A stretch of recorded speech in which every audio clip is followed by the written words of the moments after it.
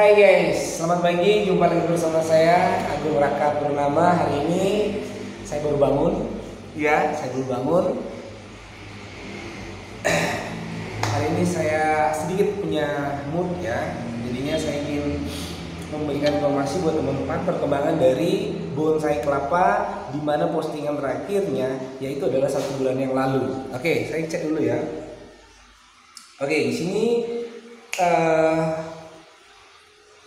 saya dengan judul ini bukti bongkar proses dari bibit ya, atau ini proses dari tunas 7 bulan terbukti hasil cara menanam bongklak cepat pecah daun dan cepat kerdil. Oke, sudah 45.000 1 bulan. Terima kasih buat teman-teman yang sudah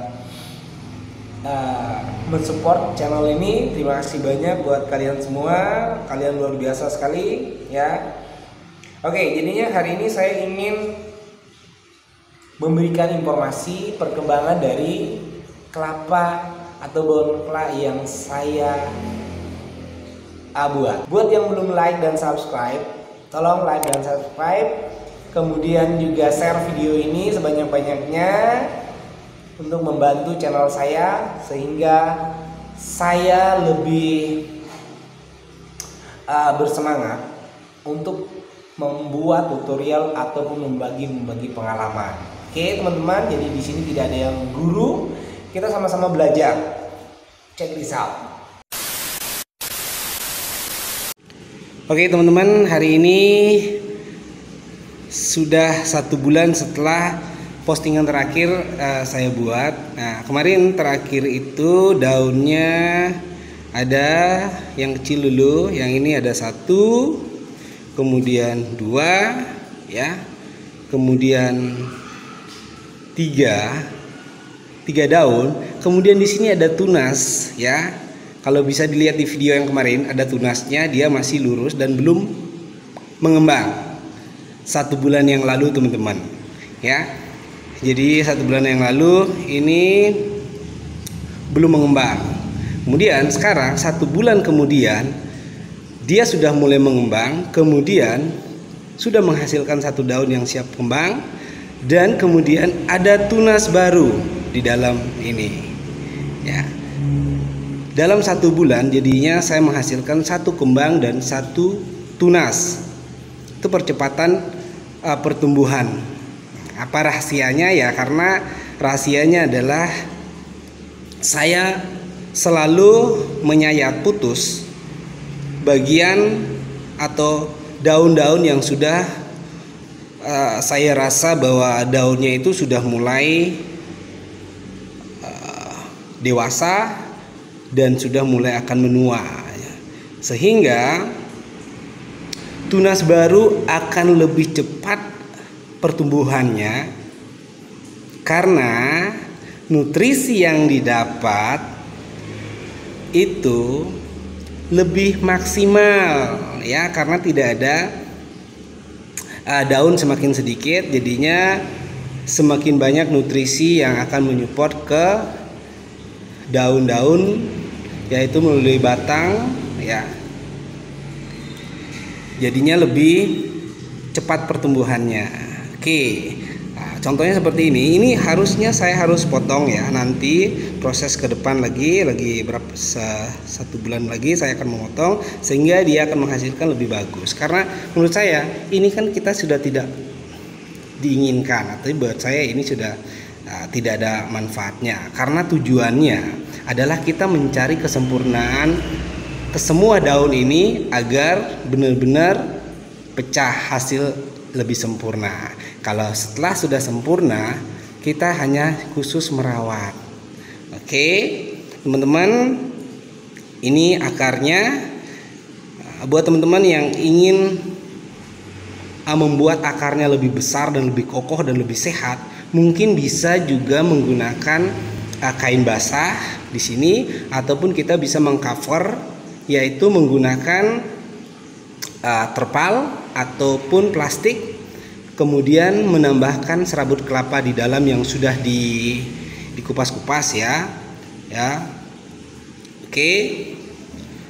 kemudian menambahkan beberapa tanah dan pasir sehingga akan menyuburkan akar sehingga akar ini lebih sehat dan benar-benar besar.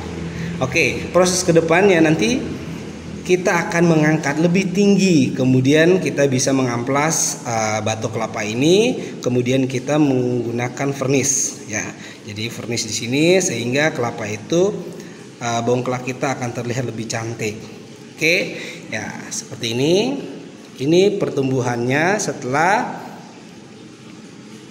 8 bulan lebih, 8 bulan lebih ya. Oke teman-teman, lihat ini besarnya seperti. Jadinya besarnya ini hampir seperti jempol kaki orang dewasa. Oke. Jadinya menurut saya putus ini lebih maksimal daripada sayat mawar. Kenapa? Karena sayat mawar menurut saya tidak efisien untuk pertumbuhan karena otomatis dia akan lambat. Oke. Kenapa dia akan lambat? Karena ada pemotongan sayat-sayat yang masih menempel.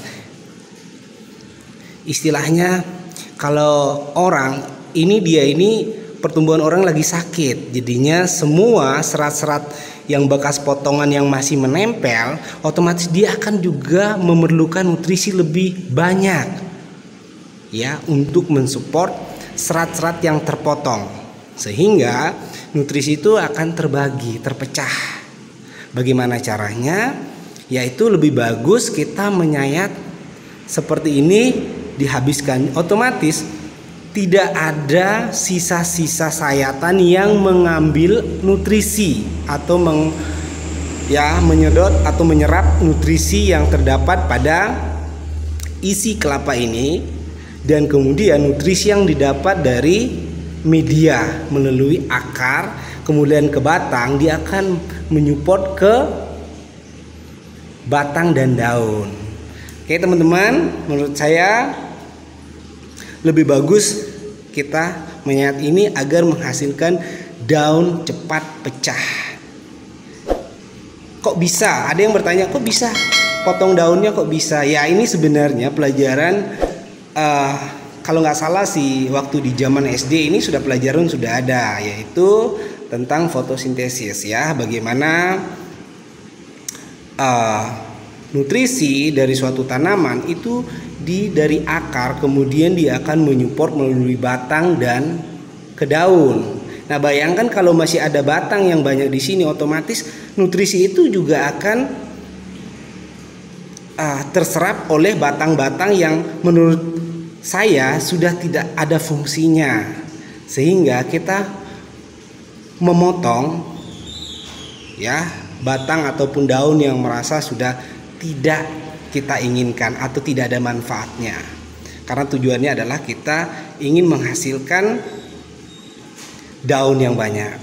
Oke, saya akan jelaskan sedikit kenapa ini adalah pelajaran fotosintesis. Kenapa saya harus memotong agar pertumbuhan itu lebih cepat. Jadi misal saya potong ini, otomatis nutrisi yang terdapat pada isi kelapa dan tanah atau media ini akan menyupport lebih maksimal ke daun-daun yang baru. Kemudian tunas baru ini akan lebih cepat tumbuh, reproduksi ya, dia lebih cepat reproduksi, sehingga kenapa secara singkat kok dia cepat pecah daun. Sebenarnya pecah daun ini karena memerlukan beberapa helai daun, yaitu paling sedikit 9 atau 10 daun, itu kemudian dia sudah mulai akan belajar pecah. Oke teman-teman, kemudian menanti untuk keluar daun yang ke-9 atau ke-10 itu kalau kita tidak merangsang atau tidak memberikan support kepada tunas yang baru, otomatis dia akan lambat. Ya, jadinya sama kayak buah ya, contohnya buah. Oke, misalnya ada petani itu memiliki pohon yang sama, ya, kemudian tanam yang sama, kemudian memiliki buah rangkaian yang sama. Kemudian ada petaninya satu, dia memangkas rangkaiannya sebagian, menyisakan buah cuma misalnya 5 saja, yang tadinya 10 dibiarkan. Kemudian yang 5 otomatis ya, yang 5 ini otomatis isinya atau buah yang dihasilkan otomatis lebih bagus ya. Oke, contohnya sama juga yang misalnya kita piara kucing ataupun anjing ya, otomatis dia memiliki 5 ekor anak. Kemudian ada yang diminta, ada yang minta anaknya 3 sisa 2, otomatis 2 ini akan pertumbuhan lebih bagus ya, karena dia mendapatkan asupan gizi atau susu dari induknya yang lebih bagus. Nah, oke teman-teman, jadinya ini bukan karena kok cepat 7 bulan 8 bulan sudah mulai keluar pecah daun. Karena di sini kita memfokus untuk memberikan nutrisi terutama yaitu pada tunas baru, sehingga tunas baru ini lebih cepat. Oke, jadinya pertumbuhan misalnya kalau kita diamkan saja mungkin 1 bulan itu cuma keluar 1 daun dan belum tentu sudah kembang. Sedangkan dengan menyayat putus seperti ini dia akan menghasilkan atau dia akan menyupport benar-benar pertumbuhan tunas baru itu lebih cepat, sehingga kita bisa menghasilkan 1 kembang daun dan 1 tunas baru yang hampir mengembang. Oke, jadinya itu teori dari saya. Oke, untuk menghasilkan pecah daun dan kerdil. Teman-teman, semoga ini bermanfaat ya. Oke, ini hasilnya ya. Saya ingatkan kembali, kalian bisa lihat di postingan saya yang terakhir, yaitu 1 bulan yang lalu, yaitu memiliki 3 daun dan 1 tunas. Tunas itu adalah ini tunasnya dulu. Nah, kemudian setelah 1 bulan dia sudah mengembang, kemudian kita menghasilkan tunas yang sudah hampir kembang dan lagi 1 tunas baru. Oke, itu rahasianya ya. Oke, tetap belajar teman-teman, pasti bisa melakukan dengan hati yang baik. Oke teman-teman, kalau ada juga yang bertanya sampai kapan sih waktunya kita tidak memotong daun. Oke, ini daun yang saya potong-potong ya. Lihat, dia sudah menua. Ini kalau kita mau bisa juga, cuma kita bisa memotong di sininya ya, atau bisa memotong di sini. Tapi kadang-kadang banyak teman-teman yang mungkin tidak sabaran ya, yaitu kasihan kelihatan daunnya cuma 2, cuma 3. Ya namanya masih proses ya. Kalau memang kalian juga merasa ingin menikmatinya juga, dibiarkan saja juga tidak apa-apa. Seperti ini saya masih membiarkannya teman-teman ya. Oke, ini hasilnya. Oke, jadinya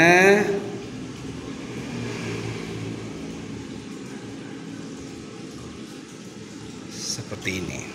Oke, bagaimana teman-teman? Oke, buat teman-teman yang ingin memiliki pohon ini secara gratis, saya ada giveaway, yaitu sudah saya posting, yaitu di postingan terakhir bulan lalu, yaitu bagi teman-teman yang ingin memiliki ini, tinggal like, subscribe, komen atau share video saya ya, yang ini. Kemudian titip saja nomor telepon atau nomor WA ya, harus nomor WA ya, nanti saya akan undi secara acak menggunakan aplikasi. Jadinya siapa yang berhak dia akan bawa pulang.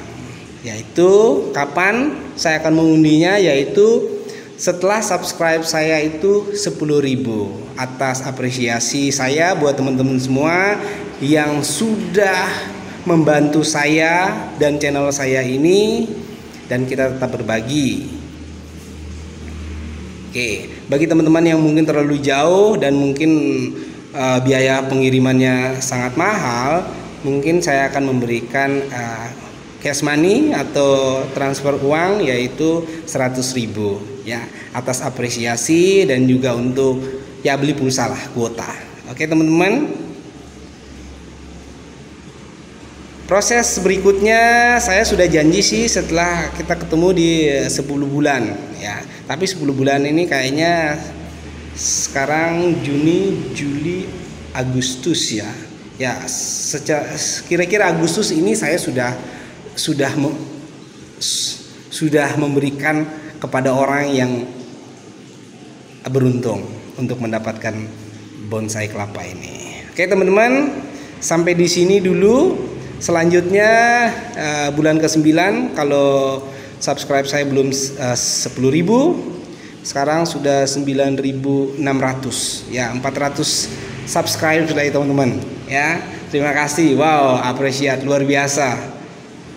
Saya nggak nyangka ya, ternyata memberikan sedikit pengetahuan dan pengalaman tentang bonsai kelapa ini membawa subscriber saya luar biasa. Terima kasih